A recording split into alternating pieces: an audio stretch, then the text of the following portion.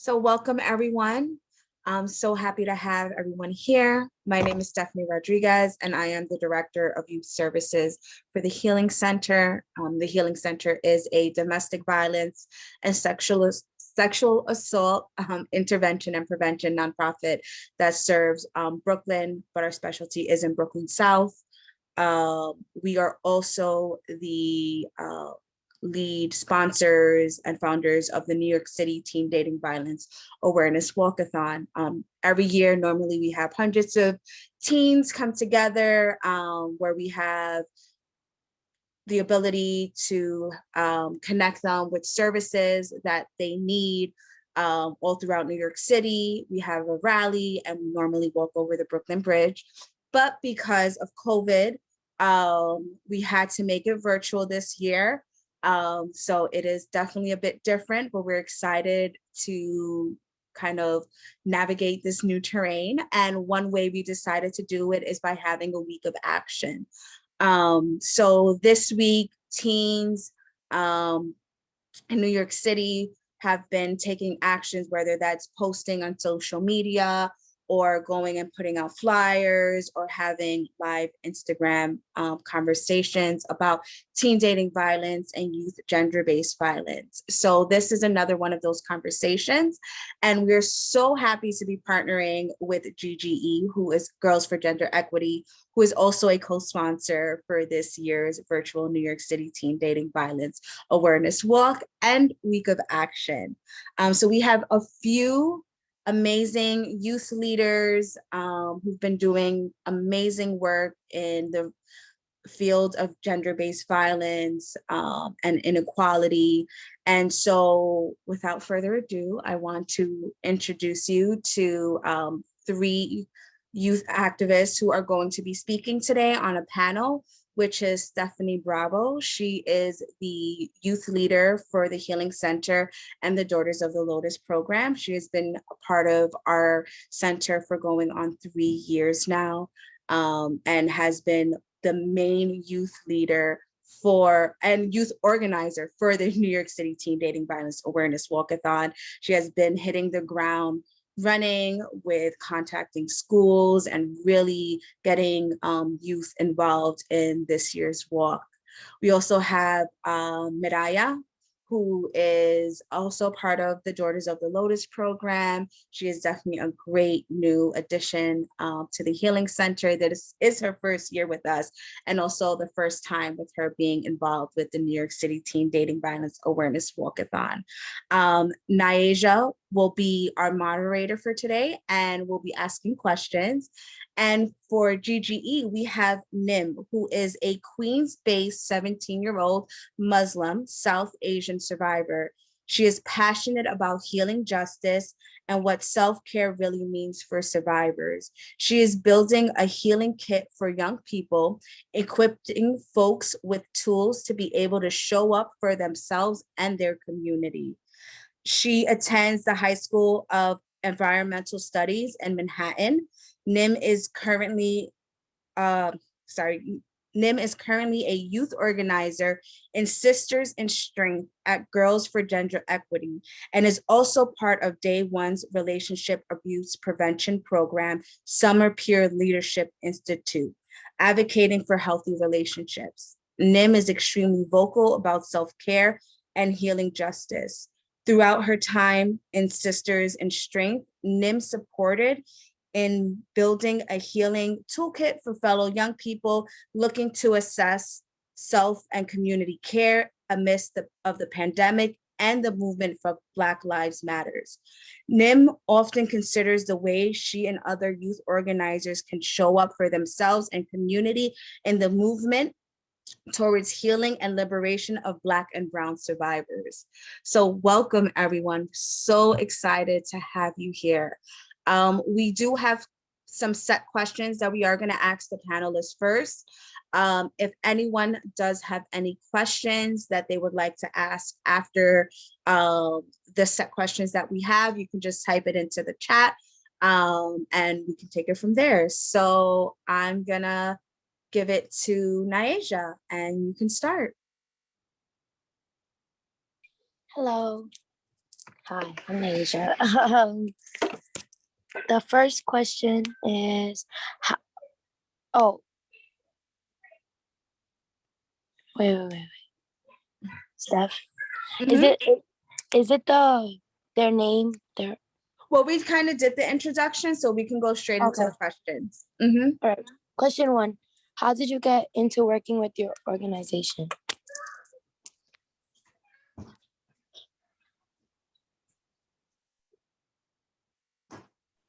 So I could go first. Hi, I'm Nim. It's a great honor to be participating today. Thank you. So how did I get into working with GGE? So I found out about GGE, Girls for Gender Equity, through a friend in the program. And she was telling me some stuff about what GGE did. And I was just so inspired by all the activism and all the work that young people and young women were doing at this program. And I just had such a strong desire to be part of that activism.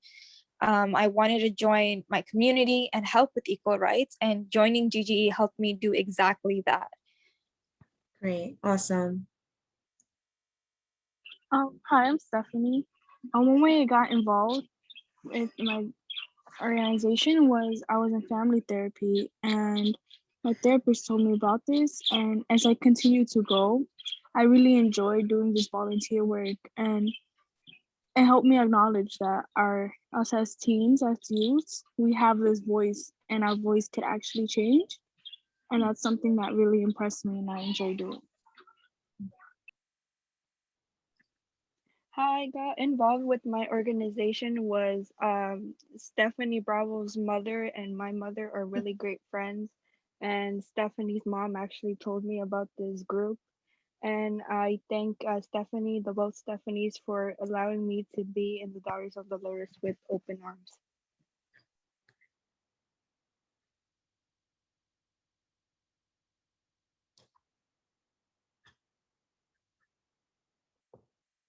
Naija, you could go into the next question.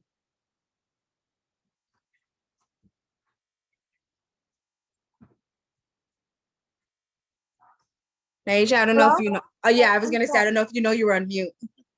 Oh, yeah. Okay, the next question. What is youth activism to you, and why do you feel it's important? To me, youth activism is extremely important because it's like when youth activism to me is when young people use their rightful voices to speak up about matters that are important to them. And it's like it when young voices are when they're using their voices and amplifying their thoughts, it makes sure is that they aren't going unheard, you know. And it's super important to listen to those voices of young people, no matter the time or cost. And activism to me is also standing up for myself, my people, and the things that matter to me most, like the rights of all women, the rights of Black and brown girls. I feel as though if we don't stand up for ourselves, who will? So if we don't fight for equality, who will? It's so important to take action. Like, you aren't only going to be helping yourself by doing so, but you'll be improving the lives of so many and even large communities through activism, which is why I find it so important to be participating in it.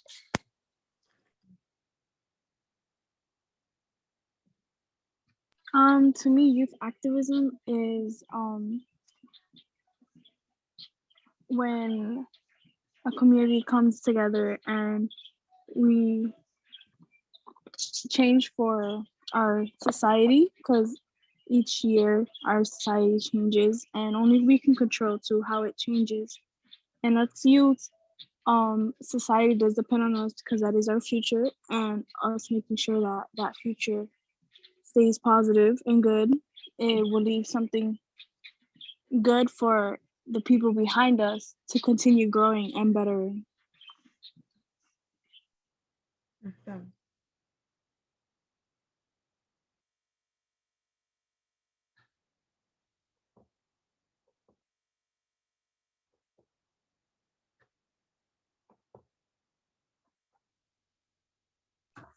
Oh, okay. The next question. It says, if someone wants to become active on an issue or want to become a youth activist, what advice would you give them on how they can get started? So I believe that we were all born with a beautiful gift, and that's your voice. Um, use it, and vouch for the things that you believe are right. So speak up while having the best interests in mind, of course. And you don't need to be part of a large organization to be an activist. You just need to care about something deeply enough that feels unjust, that you feel like has to change, and then take action upon it and change it. So always be the change you want to see. And also it's beneficial to find groups of people that care about the same thing as you do. Like by being a part of a group is helpful because you build your own community, and this way it amplifies your voice and the message. It makes it easier to be heard. It makes it you kind of find your people that you have similar beliefs with, so similarly you have similar ideals with on how to change. Yeah. I agree with Nim 100%. She has a point. Like, you don't necessarily have to be in a group to be part of activism. It could be yourself, like just you alone doing a change. You would be heard more if you would join a group. But like, yeah, talking to others, sharing your how you can change, because it can take one person to change, but the more the better.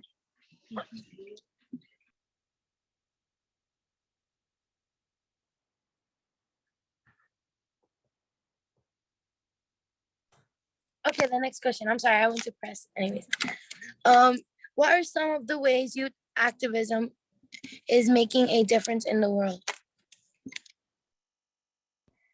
So young people are so powerful, and that's literally that. Like young people have ideas, creativity, a strong desire and passion, also great energy to shape a better world for each other and the future and future generations.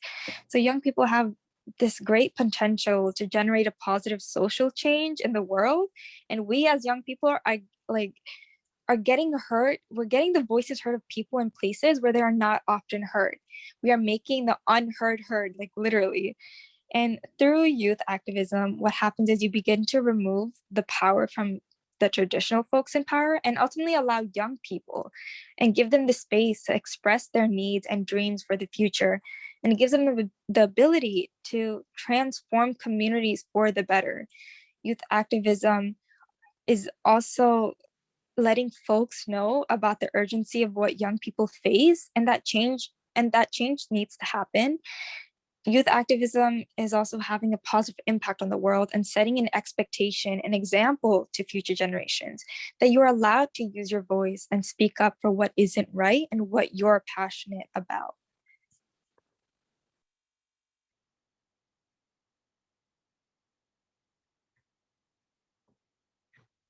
Sure, we can repeat the question. Naya, can you repeat the question? Okay, so the question is, what are some of the ways youth activism is making a difference in the world? So as youths, we have a very strong voice, and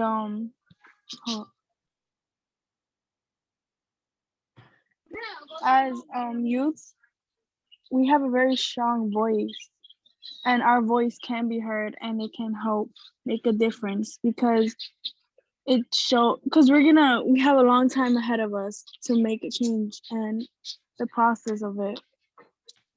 And youth activism is making a change because lately a lot of youth have been taking participation in this, and it's very important.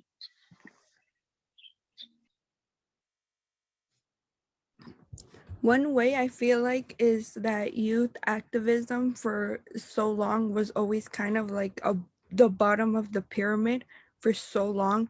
And now since we're like entering a new generation where many young youth are opening up about their issues or their what they went through, it's more like we are not the unheard no more. We're more of like we're spoken out, and with the groups, I think more activism from youth would be more better for the world, because like you know that we were always at the bottom of the pyramid for so long, and now, like, since many youth started to come out and open about what they went through, it's like we're opening ourselves up and not being unheard no more. Awesome. I love that. All right, I read the next question now. Right? Mhm. All right. So, do you feel like teen dating violence is an important issue? Why or why not?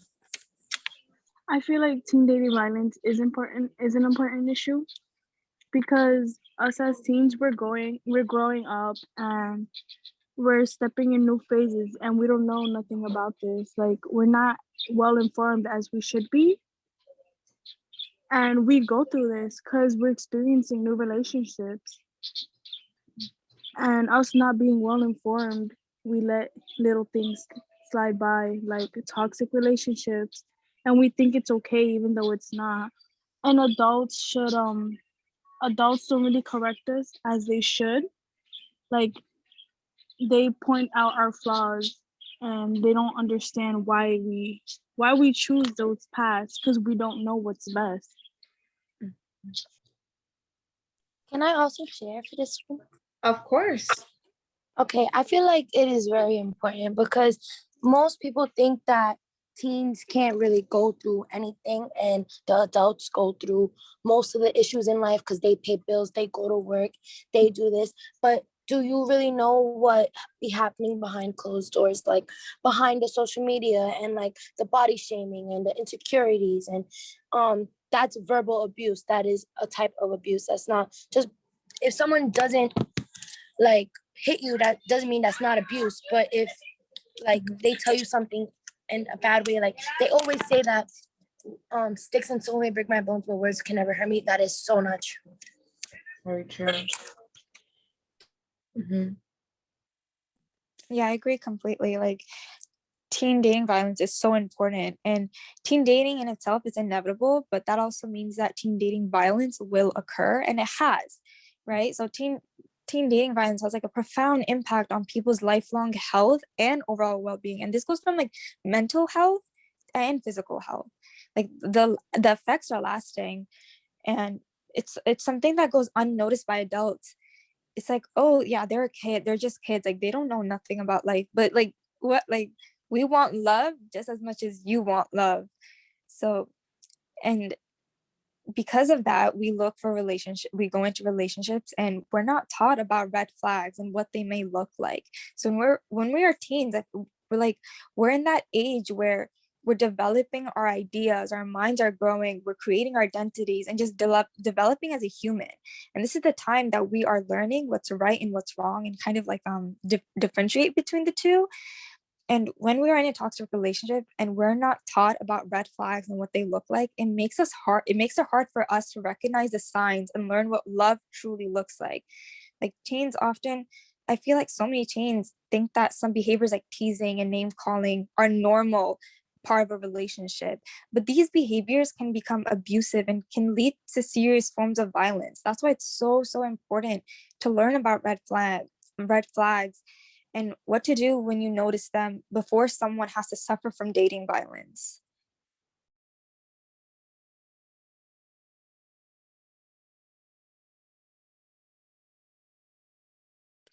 Okay, the next question is, do you feel, oh wait, yeah, do you feel activism is becoming more intersectional? Is that the right word, right? Why or why not? For example, Black Lives Matter elevating the conversation to include violence against women, or the gender-based violence field elevating the conversation to speak about how racial discrimination and systematic racism affects victim or survivors of dating violence.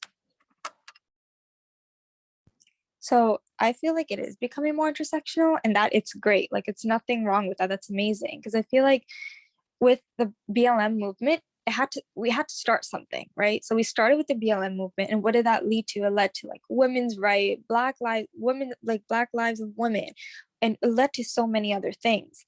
So we just always have to start somewhere, and then we reflect on the various points and ways in which lives are impacted. And then it then allows us to think about the other ways in which other people experience oppression.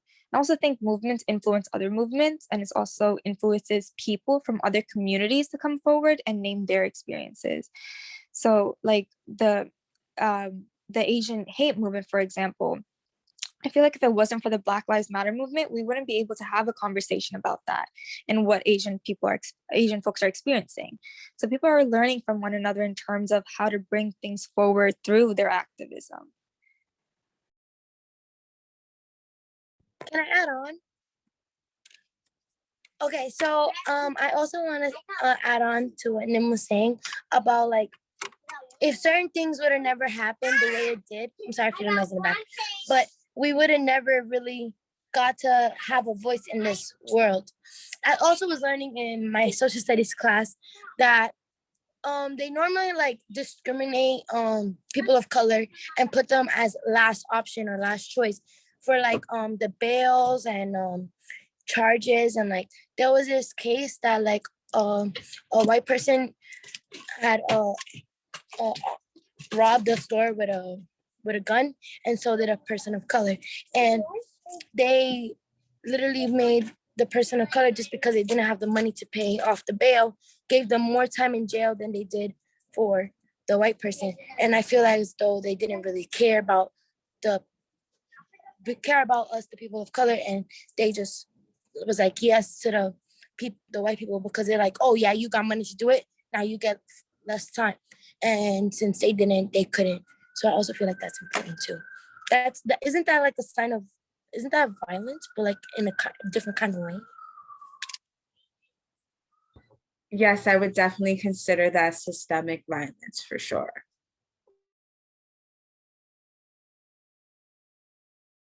Do I read the next question, or is someone gonna?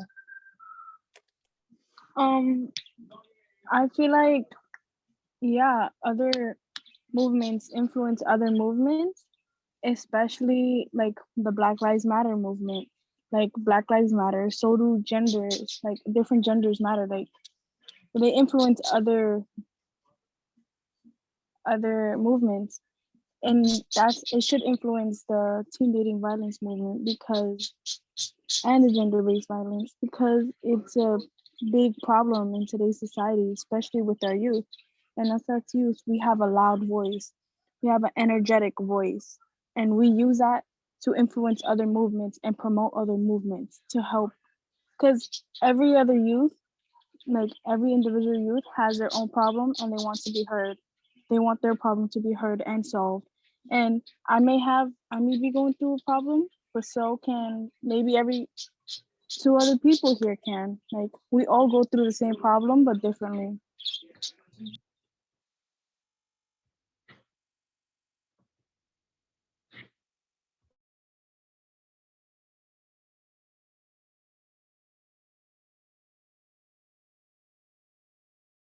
Okay. Oh, okay. So the next question is, what effect has technology, if any, made the youth gender-based violence? Can I answer? All right. So it made it based off of violence because the technology, they make social media, they make all these kind of apps. Like yesterday, if you was on the Zoom that we premiered the film, Stephanie was talking about an app that like you could track people and see what they're doing. So that is like invasion of privacy. So that's also like a sign of abuse, because they're like abusing their trust, like your trust. They're saying, oh, I don't trust you, so I'm gonna do this and this. Da da da. I download this app. Also, social media abuse and like body shaming and saying you're a hoe and acting and manipulating them, brainwashing them over social media behind closed doors that the parents don't realize. Yeah, I agree. Like, but there's also like good sides when I look at technology also. Like technology and the media provides another way for young people to speak up, and it gives access to be a part of support groups and have supportive conversations in a different space. and which may be comfortable to a lot of people. It helps the youth also come together easily with connections, and they know they're not alone with what they're going through. And it ultimately gives access to so many more resources because of technology. And although there is also a negative side to technology and the media, like folks saying hateful things easily online, and then there's cancel culture, exposures online, which is awfully complicated, and a picture is being leaked online. There's an undeniable dark side that exists, and I feel like we can't get away from it. Like it's just part of technology and social media especially, and this stuff causes trauma to people, and people don't know how to deal with it. And I feel like how can someone like recreate safety after something horrible happens to them on the media? So I feel like we need more resources to solve issues like this, like about media exposure and things like that, cancel culture in our community. I feel like teen dating, the internet does influence teen dating violence because, especially now going through COVID, there's a lot of, we're all on the internet more than before, and we have more access to get to people, and there could be hackers too on the internet who they could send us a link for I Spy or something like that, and it gives them access to know where we're located as. And something this is something new with the pandemic, especially with technology. But I feel like there should be more information on how to avoid this on the internet, since the internet is coming up more, especially because of the pandemic.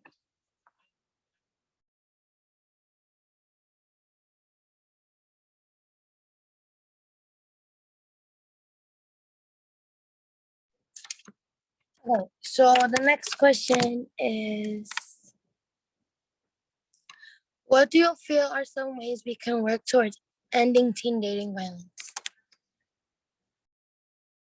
So, like, in order to end teen dating violence, we need to first establish spaces where we can go in schools and outside of schools to share our experiences. These could be places that are comfortable. These should be places that are comfortable, where we can trust and confide in people to help us. I feel like there's so much judgment, and we really need to be heard and validated and then supported in our experiences. Like, we don't get that, and it's very nerve-wracking and awkward to go to a teacher, school counselor, or administrator because you're half trusting them as you're going in, because oftentimes you really can't, they don't really know how to deal with what you're going through, and then you're left feeling anxious and paranoid, thinking about things like, wait, what if they might do, what are they going to do with all this information that I just shared? Will it get thrown back at my face? And it just creates a very anxious situation. So there needs to be an alternative, like spaces that don't feel like you will get in trouble for sharing your truth. Also, it's important to have workshops and information sessions in schools. So I have this program wrapped in my school, relationship abuse prevention program, which has such useful workshops and information for everyone that are really good at recognizing red flags, healthy relationship, both romantic, friend, and family relationships, and also how to manage to be a survivor. But these kind of programs shouldn't be only provided in schools. It should be something that's on demand, like through a phone call, a text away. And we need more programs doing this type of work, because there's thousands of young people in New York City that need this type of help. And especially during COVID, more than ever, we're stuck home, like we need it the most. I feel like one way, well, there's plenty of ways to end teen violence, is workshops, because we need to learn and understand what different type of violence there is. Because when you think of domestic violence, teen dating violence, you think of domestic violence, physical violence, but there's more than physical violence. There's emotional, mentally, and verbally, and it's hard to highlight what type of toxic traits those are, especially us youth, because right now we're at a point where we make mistakes and we're learning from them, but we also need to understand them, understand what we're going through and what's right and wrong. Like, we get judged a lot for our wrongs, but do we understand our wrongs? That's what we should be focused on more.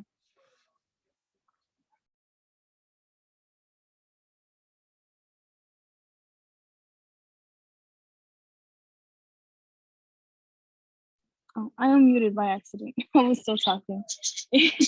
So like, yeah, workshops, and not just like, I know Stephanie does workshops Oh. at school, but like workshops should be provided like the whole time, like online, through school, one-on-one workshops, because sometimes you go through things and you don't understand it. Like us youths, we go through these things in our relationships and we don't understand it because we're still growing and learning. And yeah, especially now with COVID, online workshops would be great. And like it's more than that too as well. Like talking to someone one on one. Yeah.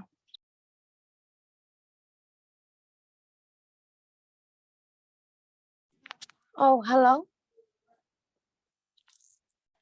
Oh, I thought I was unmuted. I'm so sorry. Um, what is something you wish adults, parents, relatives, teachers, etc. knew or understood about dating as a teen? Um Something I wish adults, like in general, whether they're family or not, but adults should understand is that they shouldn't judge and blame us right away. Cause like I said, like we're young, we don't understand. Like we're gonna make wrongs, we're gonna make rights, and we're gonna learn from them. But we also have to understand the deeper meaning to it. Like understand why this is toxic, why this is wrong, and why we should leave. And yeah, I feel like adults should be more mindful to us and thoughtful instead of judging us right away, because we're gonna feel like it's our fault. And when you're going through teen dating violence, it's not your fault, you're the victim.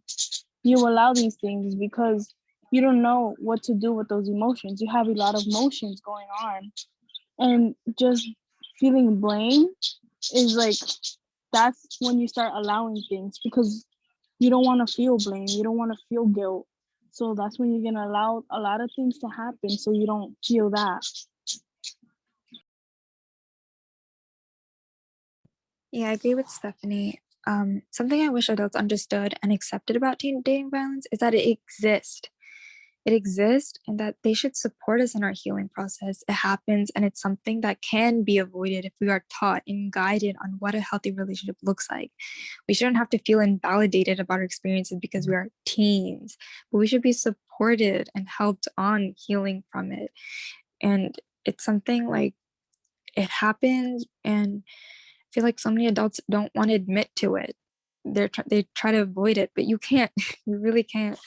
It happens, and from what we can do from there is just trying to help us.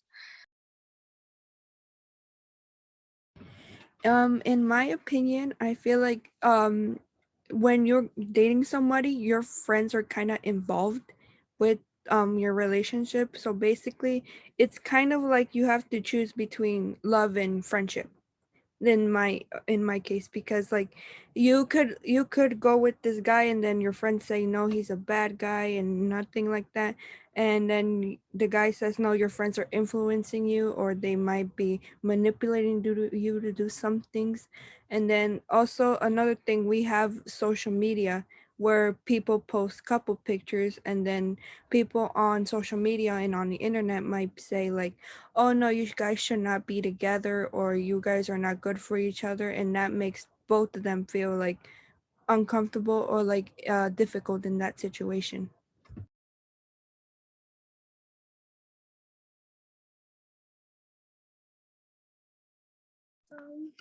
Hello. Okay, so the next question is there anything we're leaving out and there needs to be addressed? I just there's one more thing that I wanted to talk about, which was the topic of activism. I truly believe that you can be your own activist, and you don't have to be part of a large organization. You literally just being home and talking to family members about something you truly are passionate about is activism. And I wish people realize this more, and I feel like a lot of people have, honestly. Like during the BLM movement, everyone were it was like it was like a partnership with everyone, where everyone was standing with Black Lives Matter. They were standing with everyone and all the Black people, and I thought that was just so inspiring to so many people.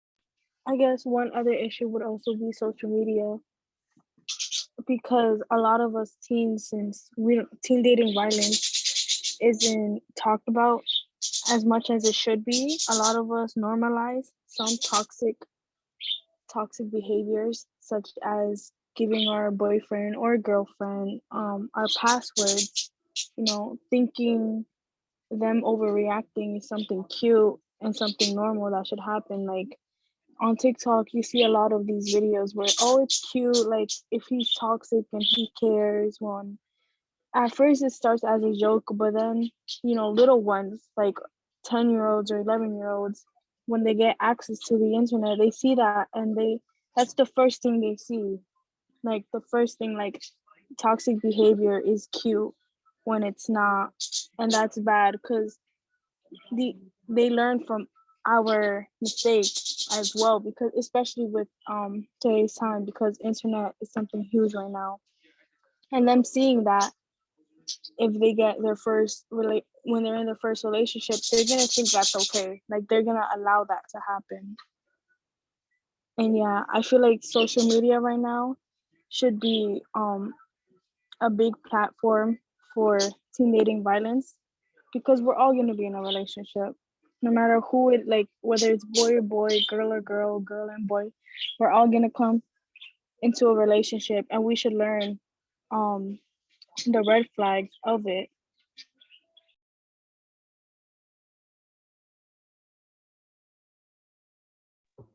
So I'm gonna leave some space right now, some time. If anyone wants to ask a question, they can put it into the chat. While people maybe think of a question or type it into the chat. I have a question as an adult.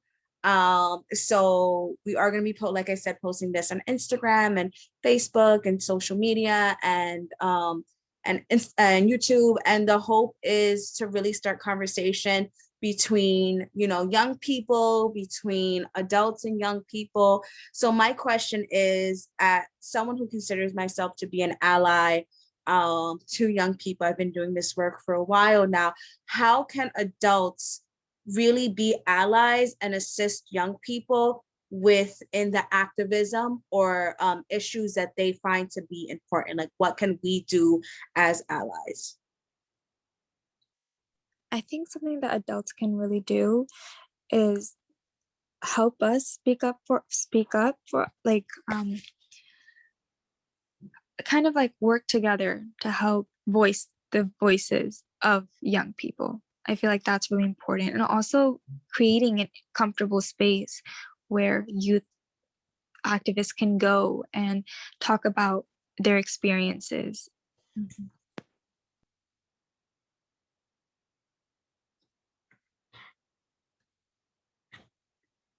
I agree with Nami 100%. I feel like adults should support us more, like be more supportive, like,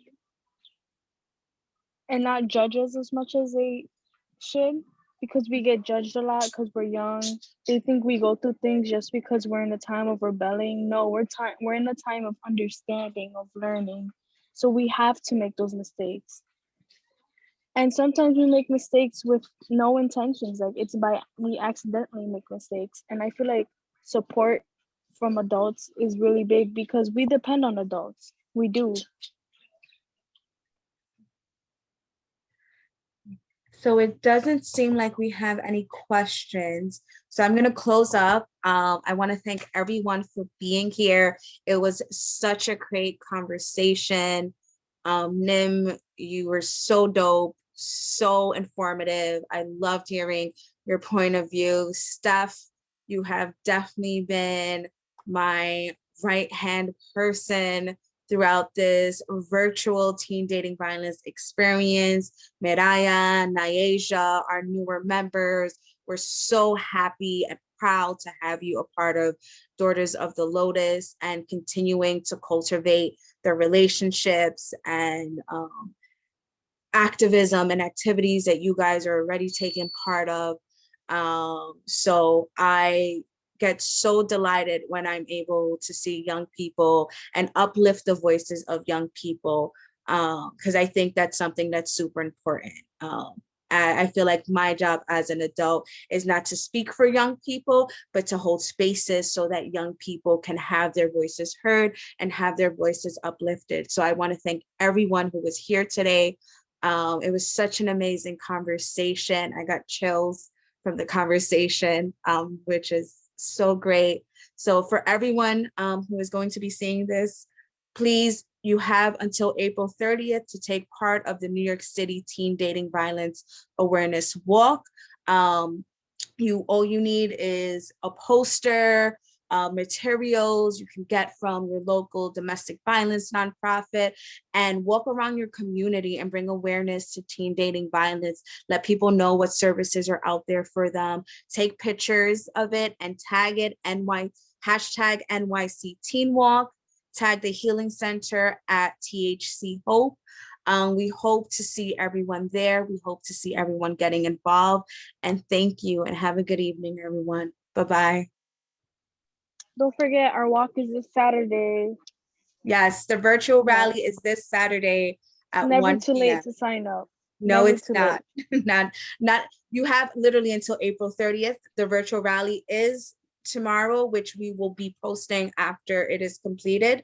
But you have until April 30th to walk. So you have all the way to April 30th to register to take part at the event. So thank you, everyone. Have a good evening.